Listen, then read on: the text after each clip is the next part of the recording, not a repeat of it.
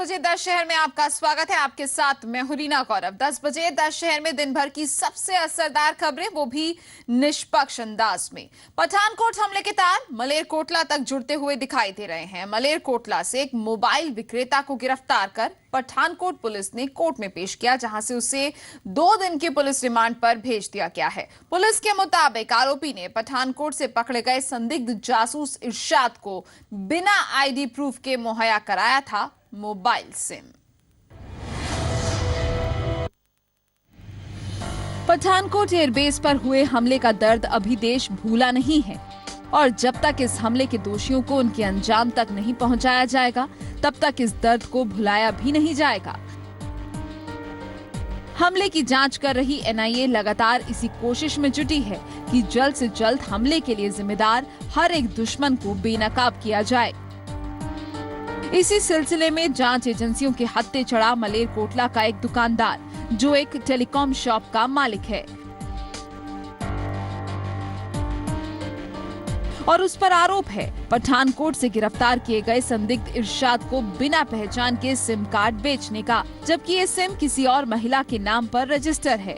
ऐसे में ये मामला बेहद पेचीदा हो चुका है। आरोपी दुकानदार को पुलिस ने पठानकोट की अदालत में पेश किया, जहां से उसे 2 दिन की पुलिस रिमांड पर भेज दिया गया है। इरशाद वही शख्स है जिसे पुलिस ने पाकिस्तानी खुफिया एजेंसियों के लिए जासूसी करने के आरोप में गिरफ्तार किया था। वहीं दूसरी तरफ एनआईए की टीम ने एयरबेस में रह रहे लोगों और उनके घरों की भी बारीकी से जांच की। मामून कैंट इलाके में काम करने वाले मजदूर इरशाद के गिरफ्तार होने के बाद से शक की सुई एयरबेस में काम करने वाले लोगों की तरफ घूम गई थी, और इसी के तहत एनआईए की टीम ने जांच की दिशा एयरबेस की तरफ मोड़ ली। पठानकोट से अजय महाजन और मलेरकोटला से करार हुसैन के साथ ब्यूरो रिपोर्ट, जी मीडिया।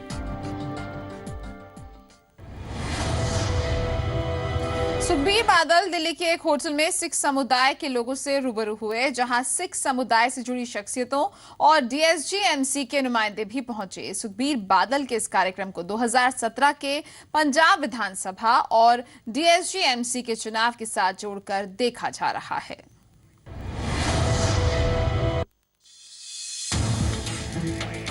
पंजाब के सियासी गलियारों से लेकर पंथक हलकों में पिछले कुछ समय से चल रहे घटनाक्रम के दौरान प्रदेश सरकार की साख पर उठते सवालों के दरमियान जहां हाकम धीर, जहां सरकार आवाम को विकास से लेकर पंथ हितैषी होने का,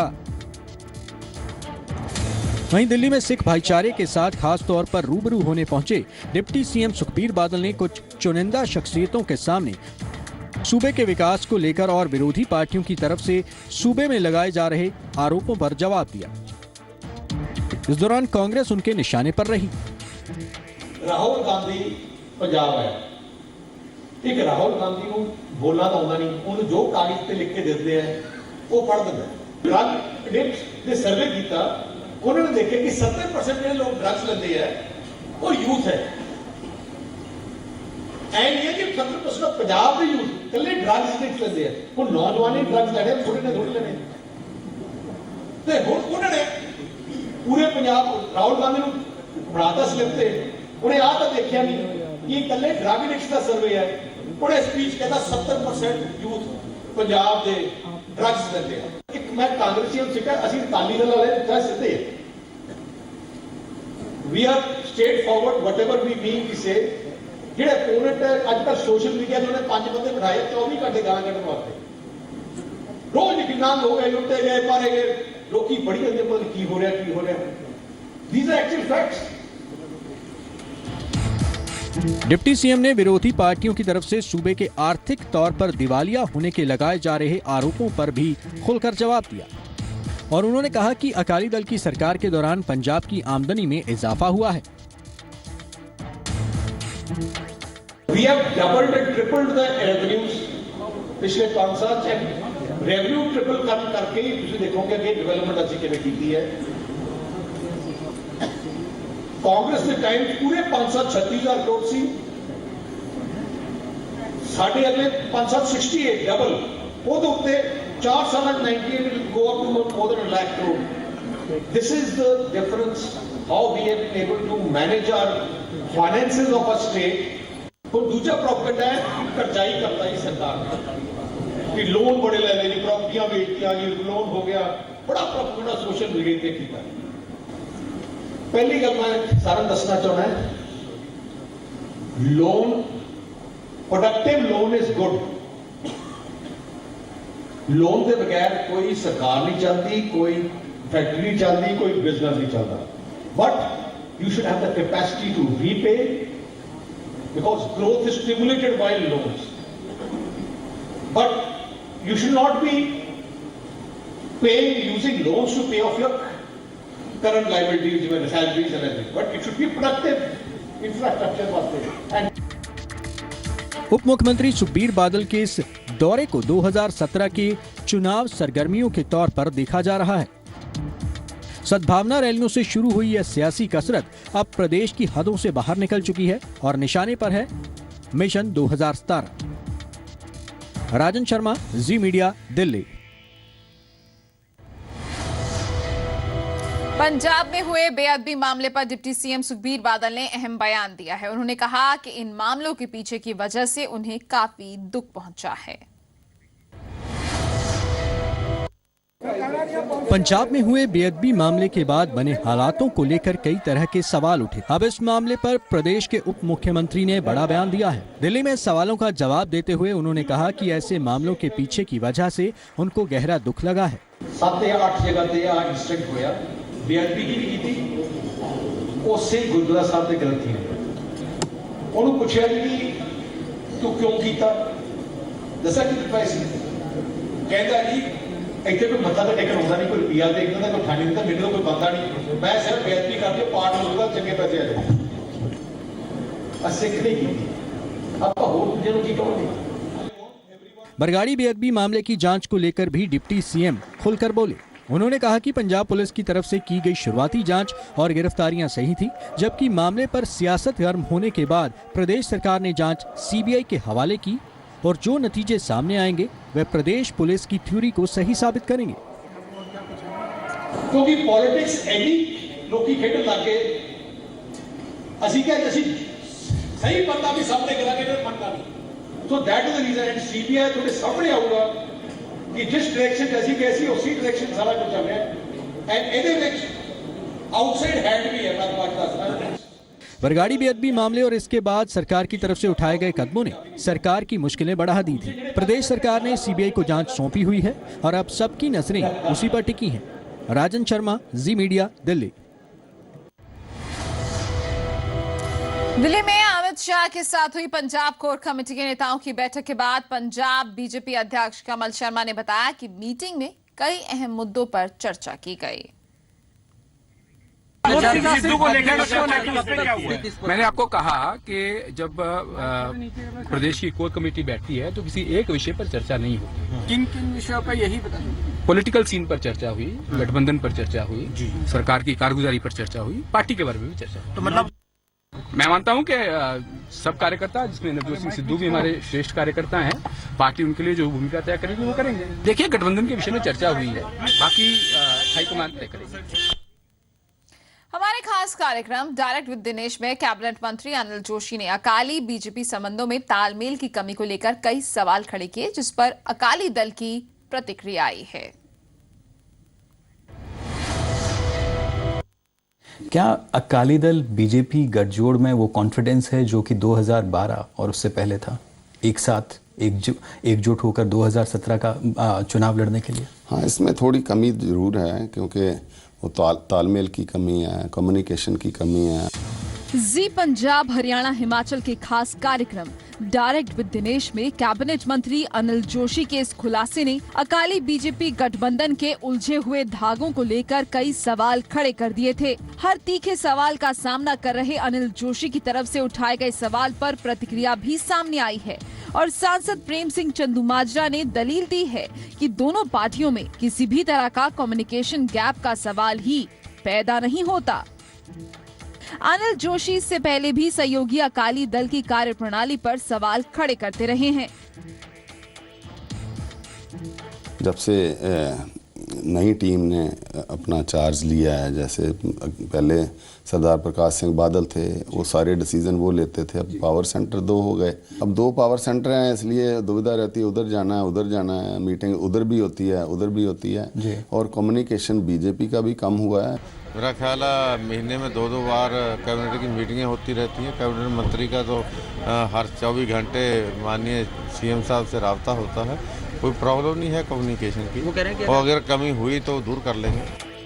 कैबिनेट में कद्दावर नेता की ओर से उठाए गए इन सवालों ने नाखून और मांस की तरह मजबूत गठबंधन के दावों पर सवालिया निशान जरूर खड़े कर दिए हैं। दिल्ली से राजन शर्मा के साथ ब्यूरो रिपोर्ट, जी मीडिया। हरियाणा के मुख्यमंत्री मनोहर लाल खट्टर ने फरीदाबाद में विकास की कई योजनाओं का शुभारंभ किया। बल्लभगढ़ में सीएम खट्टर ने 133 करोड़ रुपए की योजनाओं को मंजूरी दी। फरीदाबाद में भी सीएम खट्टर ने कई योजनाओं की आधारशिला रखी।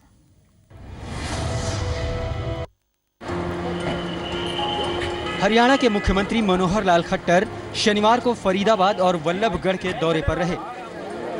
इस दौरान सीएम खट्टर ने विकास की 4 परियोजनाओं की आधारशिला रखी और एक परियोजना का उद्घाटन भी किया। सीएम खट्टर ने रेवेन्यू भवन, सेक्टर 21A के senior citizen club, sector 17 police station और सेक्टर 15A के सामुदायिक भवन का शिलान्यास किया। सीएम ने गुड़गांव कैनाल फीडर पर 6 लेन के पुल का उद्घाटन भी किया। इस कार्यक्रम के अंदर 116 मकान जो है रेवेन्यू हाउसेज, इनका एक शिलान्यास किया गया है। सीनियर सिटीजन होम जो लगभग 20 साल से यहाँ पेंडिंग था, जिस काम के बारे में यहाँ की जनता बहुत खास करके जो वृद्ध अवस्था में लोग थे उसे इंतजार कर रहे थे, तो 20 साल के बाद हमने उसको मंजूर किया, उसका शिलान्यास कर दिया है। एक नया पुलिस स्टेशन, क्योंकि पुलिस की सुविधाएं बढ़नी चाहिए, 2 एकड़ से ऊपर की ज़मीन पर एक ये सेक्टर 17 के अंदर पुलिस स्टेशन की बिल्डिंग बनेगी। और इसी प्रकार गुड़गांव कैनाल के ऊपर जो ब्रिज है उसको 6 लेन ब्रिज का भी एक शिलान्यास किया है। अरावली क्षेत्र पर बोलते हुए सीएम खट्टर ने कहा कि उसकी सभी योजनाएं बन रही हैं। अरावली क्षेत्र है, उसकी सारी योजनाएं बन रही हैं। अभी तो मांगड़बड़ी को हमने नो कंस्ट्रक्शन जोन जो घोषित किया है उसको भी, और उसके आसपास की सारी योजनाओं को पूरा किया जाएगा, थोड़ा समय और लगेगा। करोड़ों की लागत से बनकर तैयार हुए गुड़गांव कैनाल फीडर पर पुल के उद्घाटन के साथ ही इसे आम जनता के लिए खोल दिया गया। सीएम ने कहा कि विकास के इन कार्यों से न सिर्फ फरीदाबाद बल्कि पूरे प्रदेश को फायदा होगा। विनोद मित्तल, जी मीडिया, फरीदाबाद।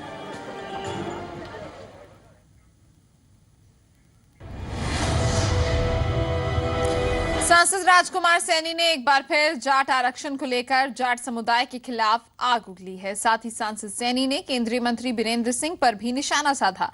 हालांकि हरियाणा के कैबिनेट मंत्री धनखड़ ने जाट आरक्षण पर कहा कि जाट आरक्षण बीजेपी का कमिटमेंट है। जाट आरक्षण और जाट समुदाय के खिलाफ खुलकर सुर निकालने वाले कुरुक्षेत्र से बीजेपी सांसद राजकुमार सैनी ने जाटों के बंद से निपटने के लिए ओबीसी पगड़ी ब्रिगेड बनाई है। कुरुक्षेत्र में सांसद राजकुमार सैनी ने एक बार फिर से जाट आरक्षण की मुखालफत की और साथ ही केंद्रीय ग्रामीण विकास मंत्री वीरेंद्र सिंह पर निशाना साधा। हुआ इस बात का कि एक हमारे देश का केंद्र या मंत्री जो सिर्फ अपने एक बरादरी को लेकर के जब बयान देता है कि जाटों को मिलना ही चाहिए, अगर गुर्जरों को मिला है, यादवों को मिला है, सैनियों को मिला है, तो जाटों को क्यों नहीं? तो फिर वो ये क्यों नहीं कह देता कि ब्राह्मणों को, पंजाबियों को, राजपूतों को और दूसरे रोडों को, इन्होंने बसनोइयों को इन्होंने किसी के भैंस खोल रखी। राजकुमार सैनी बीजेपी के सांसद हैं और ओबीसी वर्ग से ताल्लुक रखते हैं। वीरेंद्र सिंह भी बीजेपी सांसद हैं और वो जाट समुदाय से ताल्लुक रखते हैं।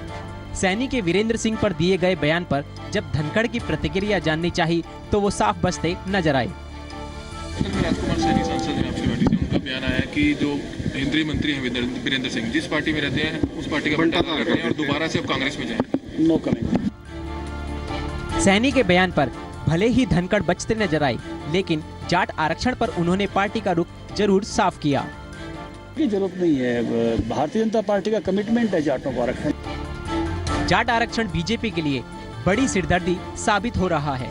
एक और जाट समुदाय इस मुद्दे पर केंद्र और हरियाणा सरकार को घेर रहा है, तो वहीं खुद बीजेपी के नेताओं में ही इसको लेकर उठापटक मची हुई है। ब्यूरो रिपोर्ट, जी मीडिया। पंजाब हिमाचल सरहद पर बसे ऊना से 3 देशों की करेंसी ने पुलिस के साथ साथ खुफिया एजेंसियों के भी कान खड़े कर दिए हैं। ये करेंसी तिब्बती समुदाय के लोगों से बरामद की गई है। फिलहाल पुलिस और इनकम टैक्स विभाग भी जांच कर रहा है कि इन लोगों के पास इतनी बड़ी रकम और विदेशी करेंसी कहां से आई। 3 देशों की करेंसी जो इशारा कर रही है एक बड़ी साजिश का। लेकिन साजिश किसके खिलाफ है और साजिशकर्ता कौन है, इसका खुलासा होना अभी बाकी है। टेबल पर रखे इन नोटों में 24 लाख रुपए भारतीय करेंसी के हैं। इसके अलावा 40,000 चीनी यूनान और कुछ अमेरिकी डॉलर हैं। पुलिस ने ये करेंसी ऊना के महतपुर में नाकेबंदी के दौरान एक कार से बरामद की है, जिसमें कुछ तिब्बत मूल के लोग सवार थे और दिल्ली की नंबर प्लेट वाली ये कार धर्मशाला की तरफ जा रही थी। फिलहाल पुलिस के साथ साथ इनकम टैक्स विभाग भी इस बात की जांच कर रहा है कि इन लोगों के पास इतनी बड़ी रकम और विदेशी करेंसी कहां से आई। आज महतपुर बैरियर में जो हमारा पुलिस का नाका लगा हुआ है, वहाँ पर चेकिंग के दौरान एक गाड़ी से, जो कि दिल्ली नंबर गाड़ी है, उसमें कुछ जो पैसा था वो मिला हमें, तो वो अभी उसकी जांच चली हुई है।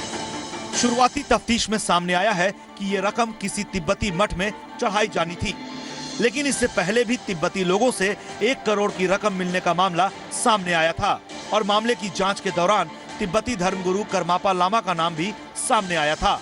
इसके अलावा तिब्बत और चीन के रिश्तों की कड़वाहट भी इस मामले में किसी साजिश की तरफ इशारा कर रही है। ऐसे में इस पूरे मामले की सच्चाई जांच के बाद ही सामने आ सकेगी। राकेश मल्ही, जी मीडिया, ऊना। मशहूर कार्टूनिस्ट सुधीर तेलंग का आज दिल्ली में निधन हो गया। तेलंग 55 साल के थे और कैंसर से पीड़ित थे।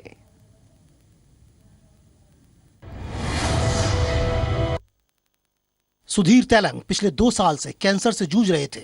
तेलंग के परिवार में उनकी पत्नी और बेटी है। नहीं, वो तो बड़ा दुखद हुआ कि सुधीर तेलंग जैसे राष्ट्रीय स्तर के कार्टूनिस्ट थे, उनका निधन हो गया। जितने भी कार्टूनिस्ट थे उनके लिए तो बड़ा एक दुखद समाचार है। तबीयत बिगड़ने पर तेलंग को पिछले साल दिसंबर में गुड़गांवा के मेदांता मेडिसिटी में भर्ती कराया गया था, लेकिन डॉक्टरों के कहने पर उन्हें पिछले महीने घर लाया गया। सुधीर तेलंग का जन्म 1960 में राजस्थान के बीकानेर में हुआ था। 22 साल की उम्र में तेलंग ने मुंबई के इलस्ट्रेटेड वीकली से करियर की शुरुआत की। तेलंग ने कई अंग्रेजी अखबारों में कार्टूनिस्ट के तौर पर काम किया। तेलंग को 2004 में पद्मश्री से सम्मानित किया गया था। तेलंग ने 2009 में तत्कालीन प्रधानमंत्री मनमोहन सिंह पर नो प्राइम मिनिस्टर नाम से कार्टून बुक निकाली। और चलिए इसी के साथ 10 बजे 10 शहर में फिलहाल इतना ही। एक ब्रेक के लिए रुकेंगे, खबरें जारी हैं।